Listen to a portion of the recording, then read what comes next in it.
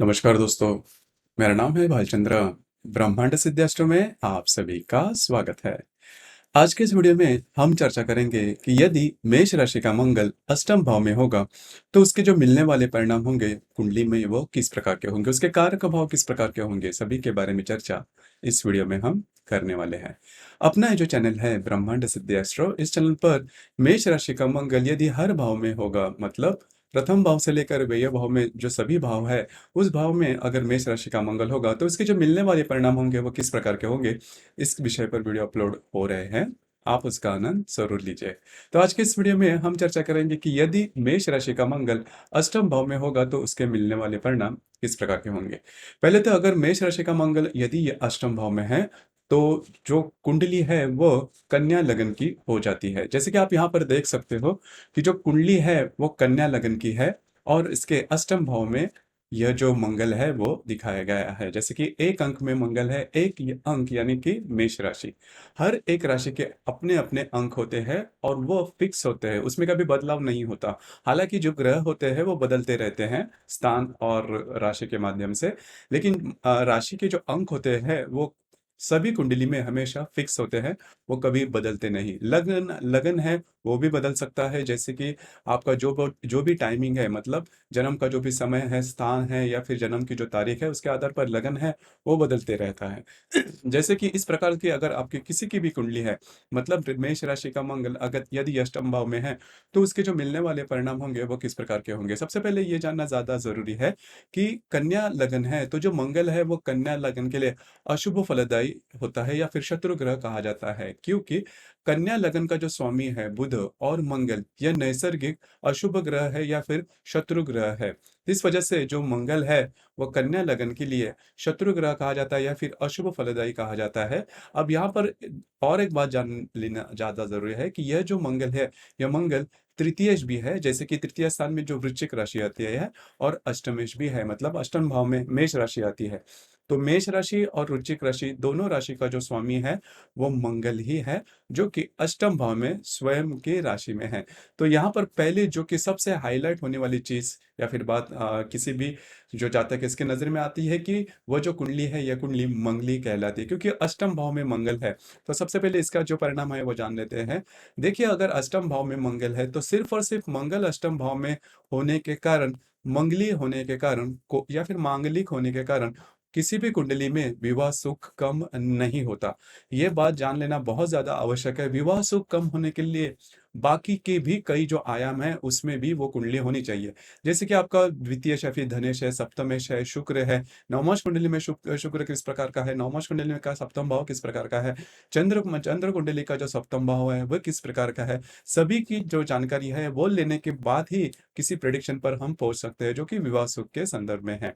तो यहाँ पर जैसे हम बातचीत कर रहे हैं कि यदि अष्टम भाव में मंगल है तो दो तीन बातें हैं वो हो सकती है विवाह सुख के बारे में। जैसे कि अष्टम भाव है वो इन लॉस के बारे में, मतलब ससुराल के जो लोग होते हैं उनके बारे में ज्यादा बोलता है। तो अगर अष्टम भाव में स्वयं स्वयं के राशि का, मतलब मेष राशि का यदि मंगल है तो ऐसे जो जातक होंगे उनके जो इन लॉज रहेंगे, मतलब उनके जो ससुराल के जो लोग होंगे उनसे ज्यादा जमने की संभावना थोड़ी कम हो जाती है। बस यही बात है। यदि इस स्थान पर मंगल के साथ यदि कोई और अन्य पाप ग्रह है या फिर अशुभ ग्रह है, यदि यहाँ पर देख लीजिए कि यदि यहाँ पर मंगल के साथ रवि है, शनि है, राहु केतु है, हर्षल नेपचुन युति में है, या फिर इसके प्रतियोग में, इसमें प्रतियोग में आने वाले जो ग्रह होंगे वो द्वितीय स्थान में होंगे, द्वितीय स्थान में भी इसी प्रकार के यदि ग्रह है, तो फिर विवाह सुख कम मिलने के चांसेस थोड़े ज्यादा बनते हैं। अब इसमें भी थोड़ी बाकी की भी जो बातें हैं वो भी जान लेना बहुत जरूरी है। तो सबसे पहले हम यहाँ पर सिर्फ यदि मंगल मेष राशि का है तो इस प्रकार के यदि ग्रह योग होंगे तो विवाह सुख में बाधा आ सकती है। सिर्फ और सिर्फ यदि मंगल है तो इस वजह से कोई बड़ी आपत्ति विवाह सुख में नहीं आ सकती। ये बात जान लेना बहुत ज्यादा आवश्यक है। उसी प्रकार यदि मेष राशि में मंगल है तो वह जो व्यक्ति होंगे उनके स्वास्थ्य के बारे में छोटे-मोटे प्रॉब्लम कॉम्प्लिकेशंस हो सकते हैं। मतलब ऐसे जो व्यक्ति होंगे उनके स्वास्थ्य के बारे में उनको पित्त प्रकृति जिसे आयुर्वेद में पित्त प्रकृति पित्त, वात, कफ ये 3 प्रकार की प्रकृतियाँ होती है। कई जो व्यक्ति होते हैं उनमें दोनों प्रकार की जो ये जो पद्धति है या फिर ये जो प्रॉब्लम है वो देखे जाते हैं। प्रकृति है वो देखी जाती है। लेकिन यदि मेष राशि का मंगल यदि अष्टम भाव में है तो उस वे जो व्यक्ति होंगे उनको पित्त प्रकृति की जो भी व्याधियाँ हैं, वो होने के चांसेस काफ़ी ज़्यादा बनते हैं। इनके शरीर में हीट ज़्यादा रहती है, तो हीट रिलेटेड जो भी इश्यूज़ है, वो होने के चांसेस काफ़ी ज़्यादा बनते हैं। कटना, छिलना या फिर इस प्रकार की जो बातें हैं, वो भी हो सकती है। सिर को जो चोट लगना वगैरह, यह बातें भी हो सकती है। तो यदि मेष राशि का मंगल यदि अष्टम भाव में है, तो आपको स्वास्थ्य के बारे में या फिर आपके खाने-पीने की जो भी बातें हैं, उस पर ध्यान देना बहुत ज़्यादा आवश्यक होता है। अब यहाँ पर और एक बात है कि यदि मेष राशि का मंगल है, तो इनको मिलने वाला जो ससुराल होगा, वो काफ़ी ज़्यादा संपत्ति या फिर धनवान होगा। सो उनको जो ससुराल के लोग हैं, उनसे मदद भी मिल सकती है। जब भी वो चाहते हैं, तो मदद उनको मिल सकती है क्योंकि उनका जो ससुराल होगा, वो काफ़ी ज़्यादा रईस होगा या फिर धनवान होगा। तो मेष राशि का मंगल अष्टम भाव में इस प्रकार की जो बातें हैं, वो भी देता है। तो ये बात जान लेना ज़्यादा आवश्यक होगा। यहाँ पर और एक बात है कि जैसे कि मंगल की दृष्टि होती है, वो चतुर्थ, सप्तम और अष्टम होती है। मतलब यदि मेष राशि का मंगल यदि आपके अष्टम भाव में है, तो वो चतुर्थ दृष्टि से आपके लाभ भाव को देखेगा, सप्तम दृष्टि से ये आपके द्वितीय भाव को देखेगा और अष्टम दृष्टि से ये आपके तृतीय भाव आपके तृतीय भाव को देखेगा।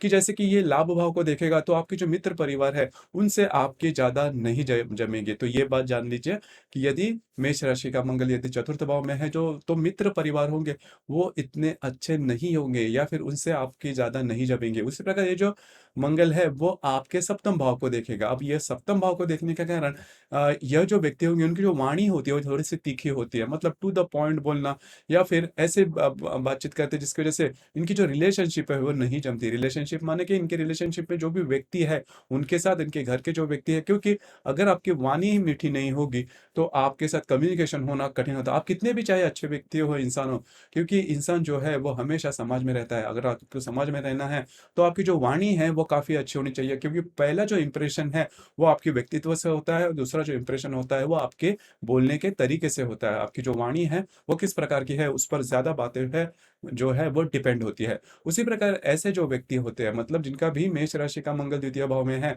वो उनकी जो स्पेंडिंग कैपेसिटी वो थोड़ी-सी ज़्यादा होती है, लेकिन पैसे के पीछे भागना इन्हें ज़्यादा पसंद आता है या फिर पैसे के पीछे ज़्यादा भाग सकते हैं। तो ये जो बातें हैं, वो ज़्यादा देखी जाती है। आँखों के बारे में इनके छोटी-मोटी बीमारियाँ हो सकती है या फिर तीखा खाने में ये जो व्यक्ति है वो ज़्यादा इंटरेस्टेड होते हैं। तो यदि मेष राशि का मंगल आपके अष्टम भाव में है तो इस प्रकार की बातें हो सकती है या फिर मिल सकते हैं। उसी प्रकार यह जो मंगल है, यह मंगल अष्टम भाव से आपके अष्टम दृष्टि से आपके तृतीय भाव को भी देख रहा है। तो यहाँ पर तृतीय भाव जैसे कि पराक्रम स्थान कहा जाता है, तो वे जो व्यक्ति होते हैं वो खुद के बलबूते पर आगे बढ़ सकते हैं। किसी औरों का जो हेल्प है या फिर मदद है वो कभी नहीं लेते, लेकिन भाई-बहनों का सुख इन्हें थोड़ा कम मिल सकता है। अब यहाँ पर एक बात है कि जैसे कि यदि ये मेष राशि का मंगल अष्टम भाव में यदि कृतिका नक्षत्र में है, मेष राशि में करीबन 3 नक्षत्र आते हैं, अश्विनी, भरणी और कृतिका। तो यदि कृतिका नक्षत्र में यदि मंगल है, तो भाई-बहनों का सुख मिलना बहुत कम हो जाता है और भाई-बहनों के स्वास्थ्य के बारे में प्रॉब्लम कॉम्प्लिकेशंस आ सकते हैं काफ़ी मायनों में। तो ये बात जान लेना ज़रूरी है। लेकिन यदि कृतिका नक्षत्र का जो मंगल आपके अष्टम भाव में होगा, तो वे जो व्यक्ति होंगे वो स्वयं के पराक्रम पर आगे बढ़ते हैं, स्वयं के बलबूते पर आगे बढ़ते हैं और जीवन में काफ़ी आगे जा सकते हैं। तो ये बात भी जान लेना काफ़ी ज़्यादा आवश्यक है। लेकिन यदि कृतिका नक्षत्र का मंगल अष्टम भाव में आपके मेष राशि का होगा, तो फिर आपको स्वास्थ्य के बारे में काफ़ी ज़्यादा प्रॉब्लम कॉम्प्लिकेशन होते हैं। जीवन में कभी ना कभी आपका एक्सीडेंट होना या फिर कटना, छिलना, फ्रैक्चर होना, स्टिचेस पड़ना, इस हद तक जो कुंडली है वो जा सकती है। तो यह जो मंगल है वो इतने आयामों में आपके अगर मेष राशि का मंगल अष्टम भाव में है, तो बोल सकता है। नॉर्मली हम यही देखते हैं कि यदि किसी भी राशि का मंगल यदि अष्टम भाव में है या फिर कुंडली मांगलिक है, तो सिर्फ़ हम मंगल के बारे में या फिर मांगलिक के बारे में या फिर विवाह सुख के बारे में देखते हैं, लेकिन बाकी की भी जो बातें हैं वो भी जान लेना बहुत ज़्यादा आवश्यक है। उसी प्रकार यदि मेष राशि का मंगल आपके अष्टम भाव में है, तो खुद का घर होना, खुद की वास्तु होना, ये बात होने के चांसेस काफ़ी ज़्यादा बढ़ते हैं। हालाँकि इसके लिए चतुर्थ भाव देखना भी आवश्यक है, लेकिन मेष राशि का यदि मंगल है, तो इस प्रकार के जो बातें हैं या फिर इस प्रकार के जो योग है, वो आपको मिल सकते हैं। आपको ये वीडियो कैसे लगा? आपने किस प्रकार से अनुभव किया? नीचे कमेंट बॉक्स में ज़रूर कमेंट करना। उसी प्रकार हमने और एक चैनल नया लॉन्च किया है, जिसका नाम है कुंडली अभ्यास। इस चैनल पर कुंडली के बारे में बहुत ज़्यादा इन डेप्थ बताया गया है। हर कुंडली का जो किसी भी प्रकार के जो प्रेडिक्शंस है, वो किस प्रकार से बनता है, उसके लिए कौन-सी बातें हैं जो कि महत्वपूर्ण होती है, इसके बारे में डिटेल में इस वीडियो जो चैनल है उस पर हर एक कुंडली के बारे में, मतलब जो भी महत्वपूर्ण कुंडलियाँ है, उस कुंडली के बारे में बहुत ज़्यादा डिटेल में बताया गया है। चैनल की जो लिंक है वो नीचे डिस्क्रिप्शन बॉक्स में दी जाएगी। ज़रूर चैनल पर जाना और आपके जो भी कमेंट्स है उसमें भी बताना कि आपको उस चैनल के बारे में क्या लगा। और आज का जो वीडियो है उसके बारे में आपके जो भी कमेंट्स होंगे वो भी बताना, और अपना जो चैनल है ब्रह्मांड सिद्ध एस्ट्रो से भी लाइक, शेयर और सब्सक्राइब ज़रूर करना। धन्यवाद।